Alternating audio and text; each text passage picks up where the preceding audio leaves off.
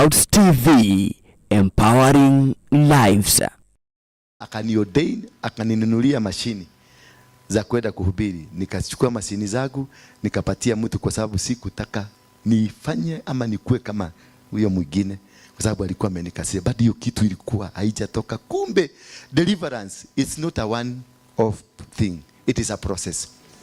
It is a process. And let us teach our people. It is a process.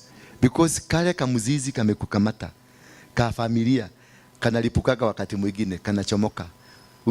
Guka yako alikuwaga mugaga, na hiyo ugaga haukumaliza.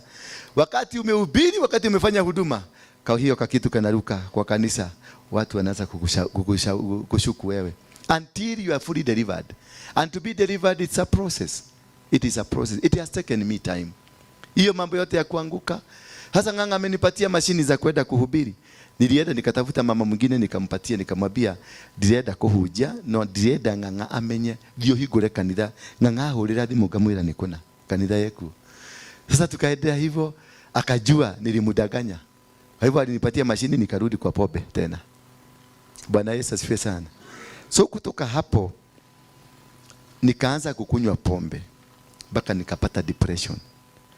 Nikakunywa pombe hizi makali, nikaenda mpaka kwa hizi za mabatini, nikakunywa. Kumbuka nimeokoka.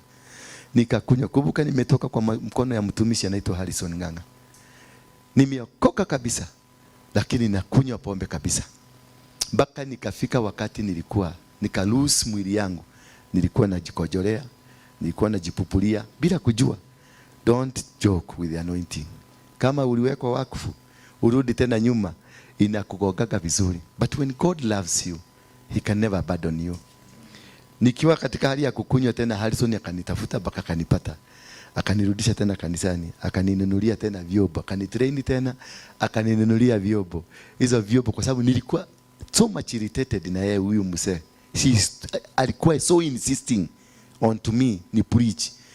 Nikamwambia sasa, sikumwambia sasa hiyo, nikamwambia ndio nikate hii roho ya wokovu, wacha nipeleke hizi vitu ba. Alikuwa amenunulia za 1.5. Nikaenda nikapatia na bai kwa hapo Gongo, inaitwa Heritage Bar. Hata saa hizi napiga muziki hapo. Nikaenda nikapatiana. Na nikaanza kuzikunywa. Nikaandika 1.5 usinipatie, ndakuwa nikikula nyama hapa na kukunywa ile mchupa mzuri kubwa.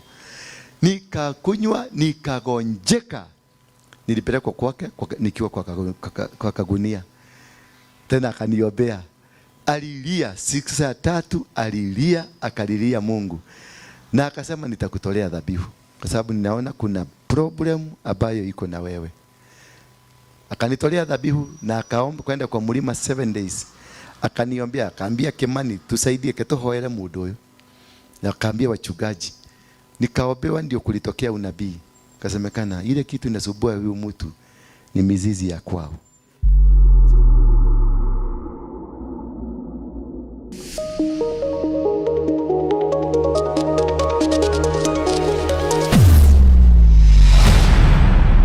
Bethel Clouds TV, empowering lives.